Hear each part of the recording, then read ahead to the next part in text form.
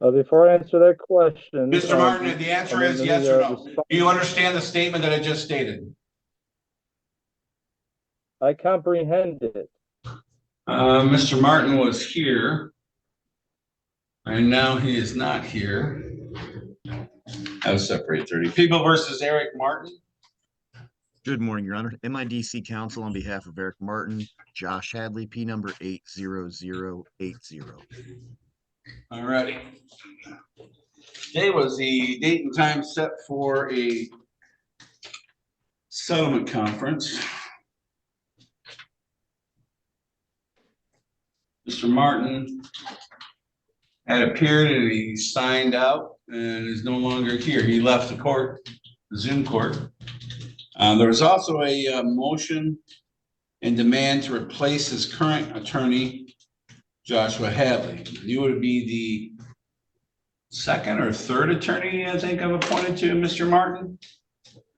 I can't speak to it, Your Honor, but I do believe that that's correct. I know I'm not normally one of your house counsel attorneys. I was reached out and spot appointed on this. I believe I'm successor, maybe third attorney on the case.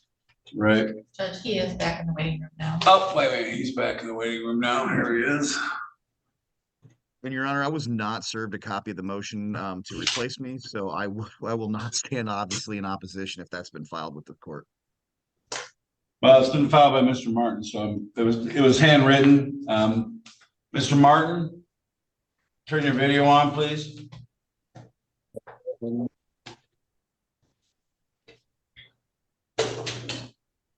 I'm doing that.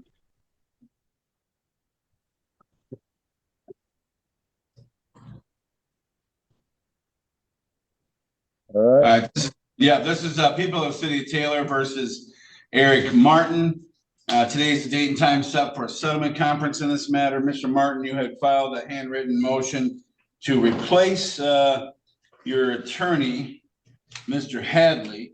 Mr. Hadley is like the second or third attorney that I appointed to you on this driving on a restricted license. And replace him, which will require another. It says that your attached motion, you'd like to fire the attorney and replace him, which will require another appointed attorney, time to get familiar with this case and your defenses. So there's nothing wrong with this attorney. What's the problem with this attorney? He's a very highly qualified attorney who I appointed to you. This is a driving on a revoked license.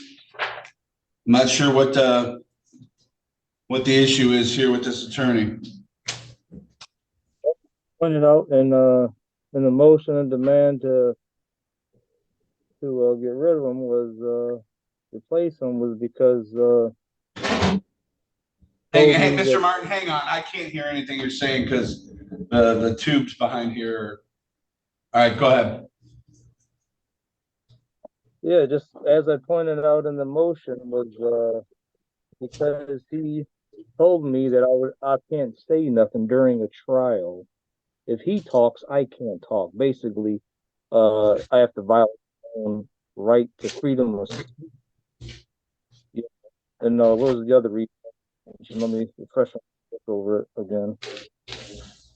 Okay. And there's other reasons. And plus, he kept cutting me off several times as we was talking.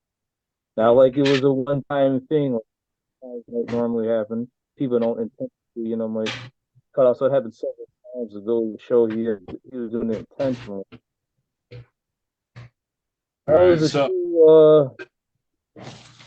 so you say you want to talk at trial.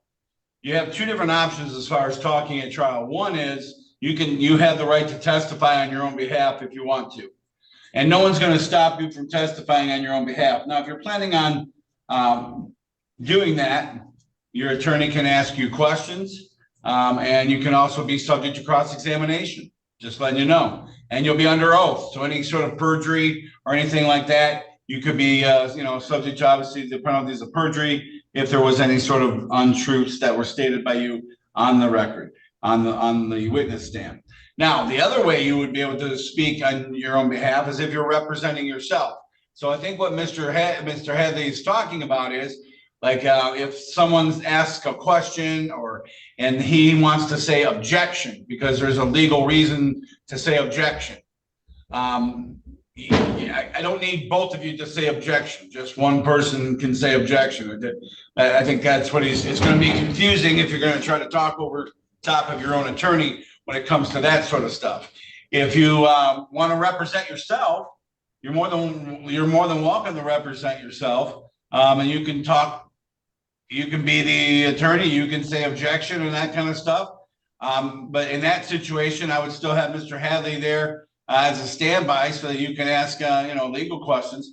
But there's no reason to fire Mr. Hadley. He's a very competent attorney, and this is a very straightforward case. You either had a license at the time you were driving, or you did not have a license at the time that you were driving. And all we have to have is, as far as the elements go, we have to have a witness that shows that you were operating a motor vehicle on a public street and you didn't have a license. Those are the elements of the case. So I don't know who the witnesses are. We haven't heard any testimony, so I'm not going to get into any of that stuff. But I'm pretty sure that Mr. Hadley can handle a case like this, or be the standby there sitting with you in case you have a legal question when it arises.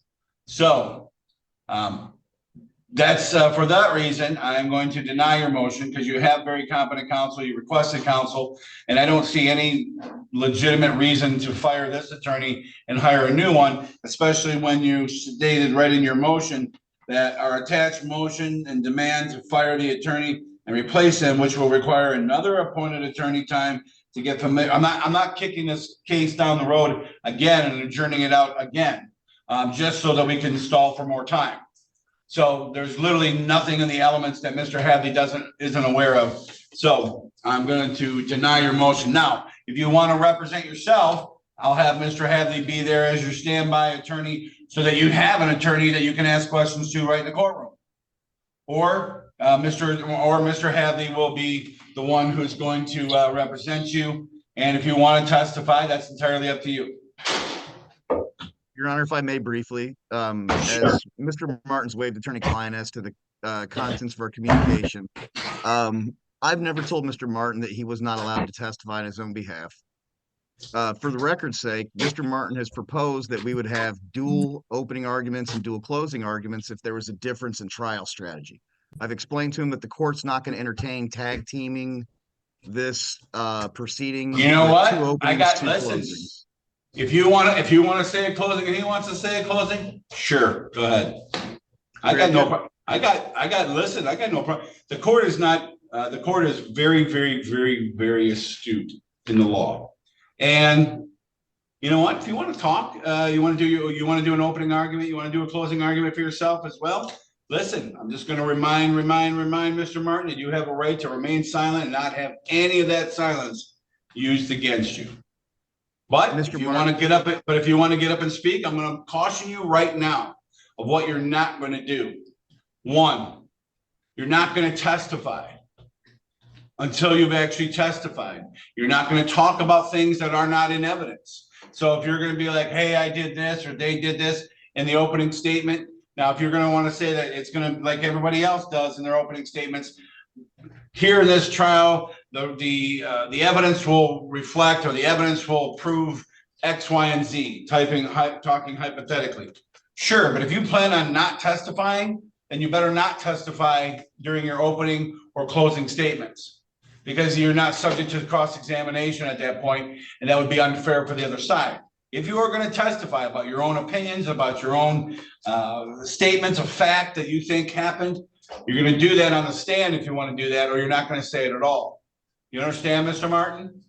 Because that's not fair to the other side. That's like letting you move chess pieces and the other side doesn't get to move any chess pieces.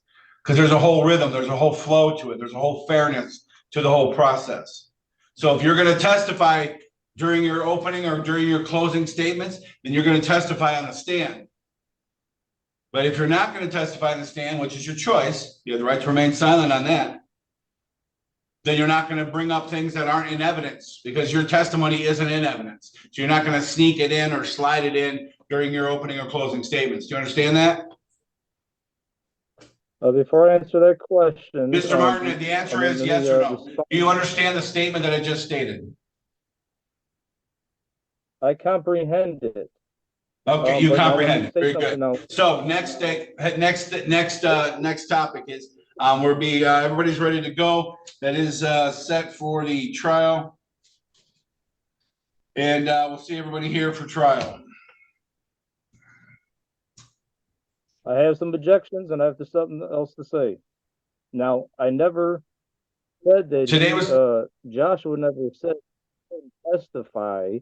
He wasn't talking in that because I couldn't speak. He was It's talking already strictly, been, you sir, know. it's already been resolved. It's already been resolved. If you want to make an opening statement, you can make an opening statement. If you want to make a closing statement, you can make a closing statement.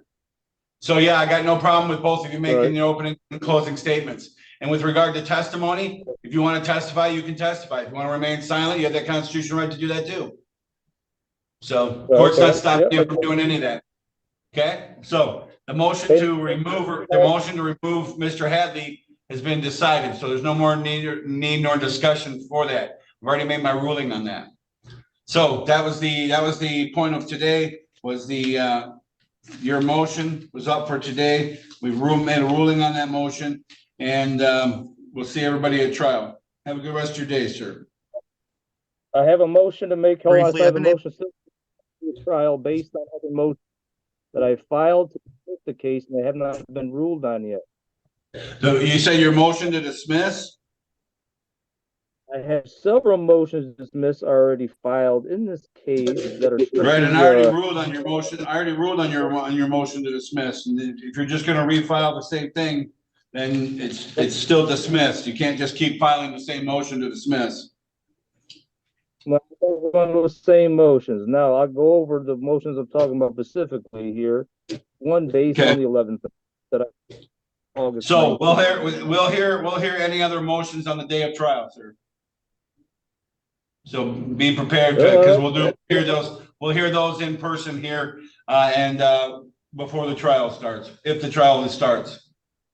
Because if your motion is successful, then we obviously won't start it. But we're not hearing those today. Those weren't scheduled up or noticed up to be heard today. Those are going to be heard on the day of trial, so we can do them here in person. And then if your motion is successful, then we won't have trial. If it is not successful, then we will. But that way everybody will be ready to go on that same day. So we're going to see everybody on the day of trial, and any other motions that you have, we will take care of at that time. Mr. Hadley.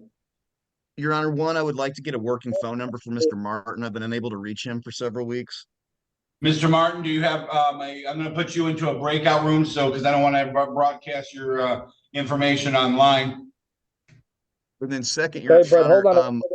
I've been Mr. Martin, today. hang on. Mr. Martin, hang on. Mr. Martin, hang on. Mr. Hadley, what was the second part of your? Thank you, Your Honor. I have not received or been able to get copies of any of the pro se motions that have been filed other than the motion for a hearing to determine nature, cause of case. Would it be acceptable to reach out to your staff to get copies of these pro se motions in advance of the trial next week? Yes. Thank you. That's all I have, Your Honor. All right. So Mr. Martin and Mr. Hadley, I'm going to put the two of you into a breakout room so that you can swap information as far as phone number and things like that. So there you Thank go. you, Your Honor. Here. Yep. I still have a verbal motion to make, Joseph. All right. So go ahead and talk with Mr. Hadley in the breakout room. You can sign out from there.